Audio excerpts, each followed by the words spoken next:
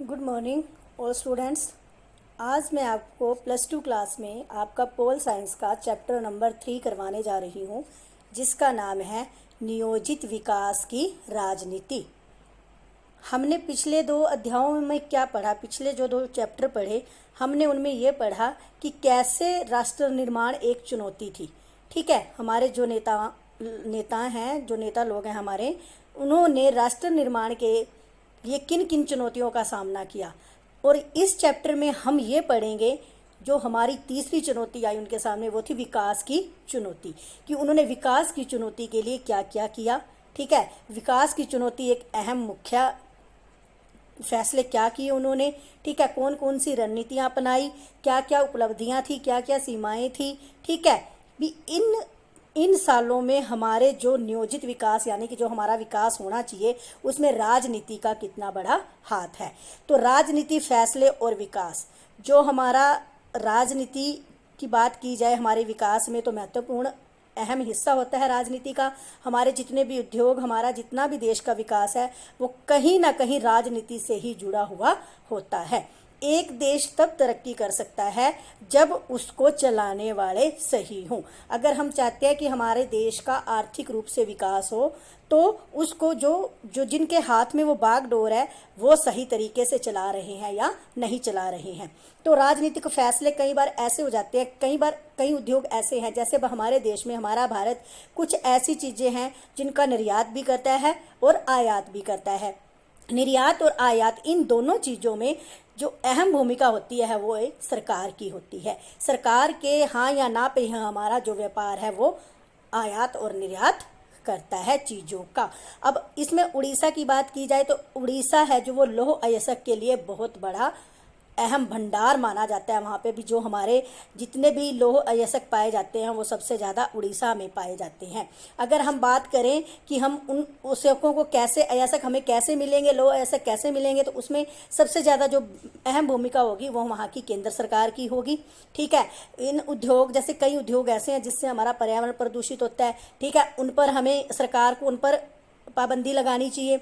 ठीक, अब राजनीतिक टकराव आ जाए तो कई बार ऐसा हो जाता है कि 2 राजनीतिक दल मिलकर आपस की चीज़, जो उनका आपस का टकराव है, उसको व्यापार में ला देती हैं, जिससे हमारा पर्यावरण, हमारा अर्थशास्त्र, हमारी आर्थिक स्थिति, सब कुछ उनके ऊपर डिपेंड होता है। सब कुछ उसमें उसको सहना पड़ता है, उस व्यापार को या उनके टकराव में लाभ हानि को नहीं देखा जाता। हमें कई बार कई चीज़ों से बहुत अधिक हमारे देश को लाभ होता है, कई बार कुछ चीज़ों से हमें हानि का मुंह भी देखना पड़ता है। विकास की धारणाएं देखें तो अक्सर धारणाएं, हर इंसान की अपनी अपनी अलग अलग धारणा होती है। उड़ीसा से हमें ये पता चलता है कि वहाँ विकास, लौह अयस्क के लिए हमारा विकास बहुत ज़्यादा मायने रखता है। ठीक, उसमें क्या है, अगर पश्चिमी दौरे की बात की जाए तो पश्चिमी मुल्क जो है उसमें भी हमारा व्यापार बहुत चल रहा है। उद्योगों की बात लेकर की जाए तो बहुत सारे मुल्कों से हमारा अब व्यापारिक स्तर पर अच्छे संबंध बने हुए हैं। तो वो किसके, वो सरकार के हाथ में ही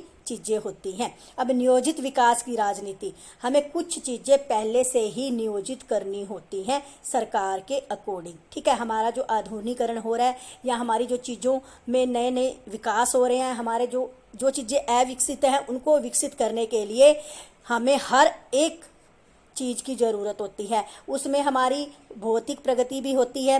ठीक है, अगर हमारे सामने कुछ ऐसा आ जाए, अगर हम आज़ादी के मॉडल को देखें तो आज़ादी से पहले भी हमारे देश में बहुत कुछ होता था। ठीक है, बहुत सारी पार्टियां थी, बहुत सारे नेता थे, लेकिन तब सोच ये होती थी कि हम किसी तरह अपने देश को आगे लेकर चलें, हमारा जो उद्योग है वो बाकी देशों की तरह फले फूले, हम कुछ ऐसी नीति बनाए जिससे हमारे संबंध दूसरों के साथ सही हों।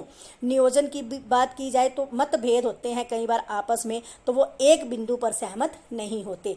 कुछ उद्योग ऐसे हैं जो निजी हाथों में हैं, जो खुद के उनके उद्योग हैं, उनका कुछ प्रॉफिट है, कुछ लॉस है, जो भी लाभ हानि है वो उनके ऊपर डिपेंड करती है कि उन्हें लाभ हो रहा है या हानि, वो खुद झेल लेंगे उस चीज़ को। लाभ हो रहा है तो वो उनका, अगर हानि हो रही है तो उनकी। लेकिन कुछ उद्योग ऐसे हैं जो हमारी सरकार चला रही है, हमारी सरकार के हाथ में है, तो उसका लाभ या हानि जो भी होता है, उसका जितना भी असर होता है वो हमारे सरकार पर नहीं बल्कि हमारे पूरे देश पर उसका असर पड़ता है। जब कोई विपदा आती है हमारे देश पर, कोई विपत्ति आती है, जैसे अभी हाल में अपने देश में बहुत बड़ी महामारी चल रही है कोरोना को लेकर, ठीक है, तो अगर देखा जाए तो उसमें अगर पूरा साथ, पूरा देश मिलकर चले, पूरे देश का सहयोग तो हो, तो हम इस महामारी से भी जूझ जाएंगे। लेकिन जब भी कोई युद्ध या कोई महामारी किसी भी देश में फैलती है तो वो अपनी छाप छोड़कर जाती है। उसका एक देश नहीं, एक व्यक्ति नहीं, पूरे समाज पर असर पड़ता है, चाहे वो छोटा है चाहे वो बड़ा है। उद्योग ले लो, ठीक है, हर एक चीज़ को उसका हर्जाना भुगतना पड़ता है। शुरुआती कदम जब शुरू में हमारे देश ने व्यापार की डोर बाहर वाले लोगों से जोड़ी, बाहर व्यापार करना शुरू किया, तो एक पंचवर्षीय योजना का आयोजन किया गया जो 5 सालों के लिए बनाई जाती थी। उस पंचवर्षीय योजना में केंद्र सरकार, राज्य सरकार, इनको 2 हिस्सों में बांटा गया था, ठीक है।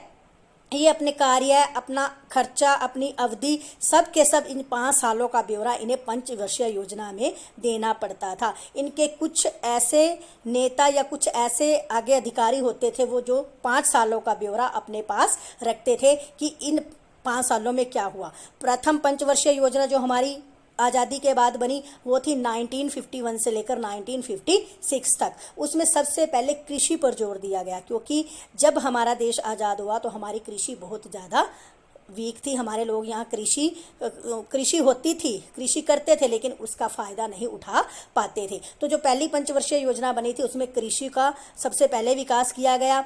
दूसरी हमारी जो बनी थी पंचवर्षीय योजना, उसमें हमारे उद्योगों को लेकर आगे बात की गई। तो इस तरह जब से हमारी पंचवर्षीय योजना, जिस साल से हमारी पंचवर्षीय योजना शुरू हुई है, तब से लेकर हर जो पंचवर्षीय योजना 5 साल की होती है उसमें किसी न किसी चीज़ को लेकर, उद्योगों को लेकर, किसी ऐसी चीज़ को लेकर आगे बढ़ाया जाया जाता है जिसका सारे देश को लाभ हो। चाहे वो संसाधन है, संसाधन का विकास है, ठीक है, कुछ भी है जिसका फ़ायदा पूरी जनता को हो, गरीबी से लेकर अमीरी तक, यानी कि हर एक लोग उसका फ़ायदा उठाएं।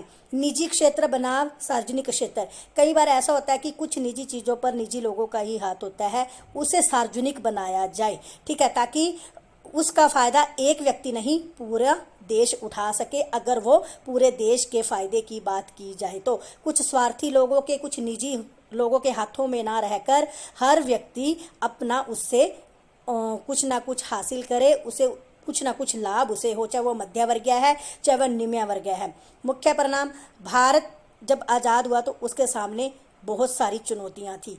सबसे पहले चुनौती हमने पढ़ी थी कि राष्ट्र निर्माण कैसे किया जाए, ठीक। उसके बाद ये था कि नियोजित, यानी कि देश में जो उद्योग हैं, कुछ भी है, उनको कैसे नियोजित किया जाए, उनके लिए क्या क्या बुनियाद की जाए, जो सरकार के लिए एक बहुत बड़ा ही चुनौती भरा काम था।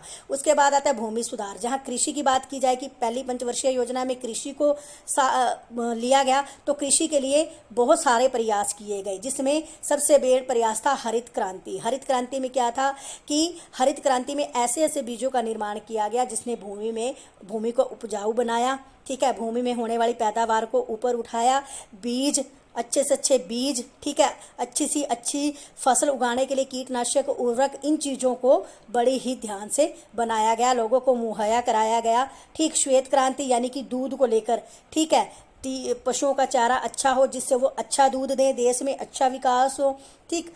उसके बाद के बदलाव यानी कि हरित क्रांति के बाद के बदलाव, 1960 में क्या हुआ, आर्थिक विकास की बात आई, उद्योगों का विकास हुआ, लोगों को काम मिलने शुरू हुए, ठीक है। धीरे धीरे लोगों को इन चीज़ों का ज्ञान होता चला गया। हरित क्रांति ने हमारे देश में बहुत बड़ा बदलाव लाया था। अगर नियोजित विकास की बात की जाए कि राजनीति ने इसमें क्या साथ दिया, तो राजनीति एक महत्वपूर्ण हिस्सा रखती है हमारे देश में इन चीज़ों को नियोजित करने के लिए। तो देश की भलाई के लिए बहुत महत्वपूर्ण साल थे ये, ठीक है। 14 निजी बैंक, उनका राष्ट्रीयकरण किया गया, यानी कि लोगों को कम से कम ब्याज में पैसा मिले जिससे वो अपने उद्योग शुरू करें या अपनी कृषि के लिए कुछ भी उन्हें चाहिए, ठीक है, तो वो सरकार के हाथ में था। तो सरकार ने ये सारी की सारी चीज़ें लोगों को देने के लिए उद्योगों का निजीकरण किया, उद्योगों को ऊपर उठाया, ठीक है। और जो हमारी कृषि है उसको भी ऊपर उठाने के लिए सरकार ने बहुत ज़्यादा साथ दिया, ठीक है। देश को चलाया, बदलाव लाया। 1980 से हमारे देश में हरित क्रांति को लेकर बहुत ज़्यादा बदलाव आ चुका है। हमारी कृषि आज बहुत ऊंचे स्तर पर है, ठीक है। पानी अच्छे से अच्छे कृषि को मिल रहा है, बीज मिल रहे हैं, उर्वरक, खाद, ये सारी की सारी चीज़ें हमारी पंचवर्षीय योजना के तहत लोगों तक, किसानों तक पहुंचाई गई, जिससे हर साल अच्छी पैदावार होती है। तो इस लेसन को बेटा नियोजित लेसन जो आपको करवाया है इसको अच्छी तरह और रीड करना है। इसके क्वेश्चन आंसर भेज रही हूँ मैं, आपने अच्छे से इनको कॉपी में राइट करना है और लर्न करना है। धन्यवाद।